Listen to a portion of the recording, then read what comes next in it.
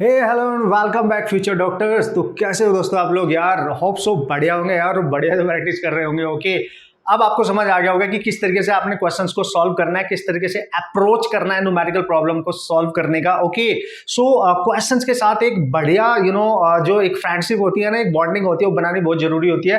पहले क्वेश्चन को समझना है वो क्या कहना चाहता है, फिर उसको आराम से टैकल करना है। एक बार आपको टैकलिंग करनी आ गई तो भाई मजा आ जाएगा, फिर क्वेश्चन से आपको डर नहीं लगेगा और बढ़िया तरीके से आप क्वेश्चन को फोड़ दोगे। ठीक है, तो जल्दी से आज फिर डिस्कस कर लेते हैं करंट इलेक्ट्रिसिटी का ही एक और इंपॉर्टेंट कंसेप्ट पे डिपेंडेंट क्वेश्चन। आप इजीली उसको कैसे सॉल्व कर सकते हो। मेन टारगेट तो हमारा ये है कि कैलकुलेशन को रिड्यूस करके हम इजीली क्वेश्चन को कैसे सॉल्व कर सकते हैं। Okay, so let's see this is the question and this type of category question आपके एग्जाम में पूछे जाने के चांस बने रहते हैं, तो आप बिल्कुल अवेयर रहे और बिल्कुल तैयार रहे सिचुएशन को हैंडल करने के लिए। ठीक है, सो यार हियर इज द क्वेश्चन, आप जल्दी से इसको देख लो।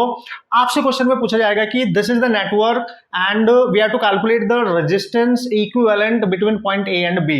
आप इस क्वेश्चन को अगर ध्यान से देखोगे तो इसमें रिपीटिशन हो रहा है। अगर मैं इस पहली ब्रांच की बात करूं, देखो ये वायर को मैं यहां डिस्कनेक्ट करूं, इसमें 2 ओम 1 ओम, फिर एक और एडिशनल ब्रांच यहां पे कनेक्ट की गई है 2 ओम, देख लो इस वाली को 1 ओम, फिर अनदर सेम टाइप का ही सिस्टम बनाया गया 2 ओम 1 ओम और अप टू इन्फिनिटी। ये सिलसिला कहां तक जा रहा है? इन्फिनिटी तक। मतलब ये जो चेन है यार, रिपीटिशन हो रहा है इस ब्रांच का सेम टाइप की, ये इन्फिनिटी तक है। और ये जब इन्फिनिटी तक चला जाएगा, you have to calculate the net equivalent resistance between point A and B. So what is the approach to solve the type of problem, ये आपने सीखना है यहाँ पे। ठीक है, सो एक चीज और इसमें पहचान करने की मैं आपको बता दूं, ऊपर वाली ब्रांच में रेजिस्टेंस है, बीच वाली में रेजिस्टेंस है, नीचे वाली में लोअर में रेजिस्टेंस नहीं है। इस वाली ब्रांच में रेजिस्टेंस नहीं है। ये मेन पहचान है जो मैं डायरेक्ट फॉर्मूला आपको बताने वाला हूं, जिसका आप यूज करोगे। ऊपर वाले में रेजिस्टेंस होंगे, नीचे वाली में होंगे, सॉरी बीच वाले में होंगे, बट नीचे वाले में रेजिस्टेंस नहीं होगा।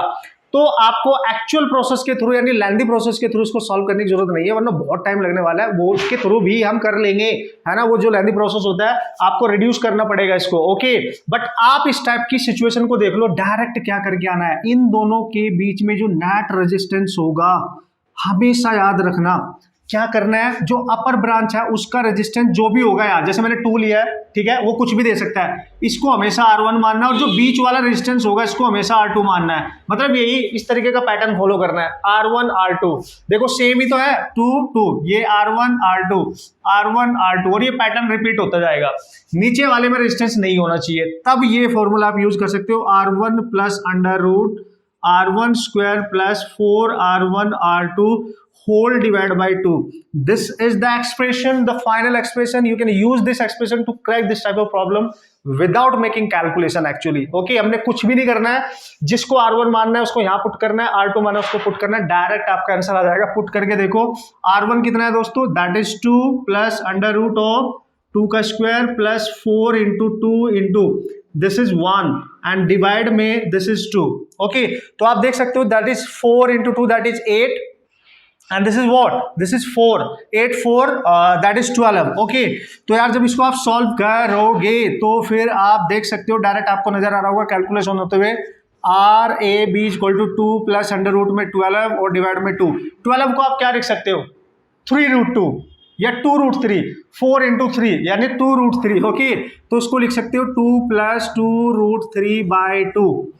ठीक है, 2 कॉमन आके कैंसिल हो जाएगा, तो आप देख सकते हो यहां पे बच रहा है 1 plus under root 3। This is your final answer. Okay, this is your final answer. So जो फाइनल आंसर आपके पास बन रहा है ए और बी के बीच में 1 प्लस रूट 3, इतना ओम आपका फाइनल आंसर बनेगा। तो this is how you can solve the type of problem very quickly. ये तो एक कैलकुलेशन है, जस्ट मैंने आपको करके दिखाया, otherwise you have to remember this expression to solve this type of problem, and this expression only valid when lower branch में no resistance is given, upper middle not lower. Okay, याद रख सकते हो। अब इसकी जगह कुछ भी हो सकता है, यहाँ पे कोई भी रेजिस्टेंस हो सकता है, यहाँ पे कोई भी रेजिस्टेंस हो सकता है, अपर वाले को R1 मान लेना, इसको R2 मान लेना, That's it. Okay, and आप आराम से कैलकुलेशन करके आ सकते हो और आपको क्वेश्चन डेफिनेटली सही होने वाला है। Okay, and all the best.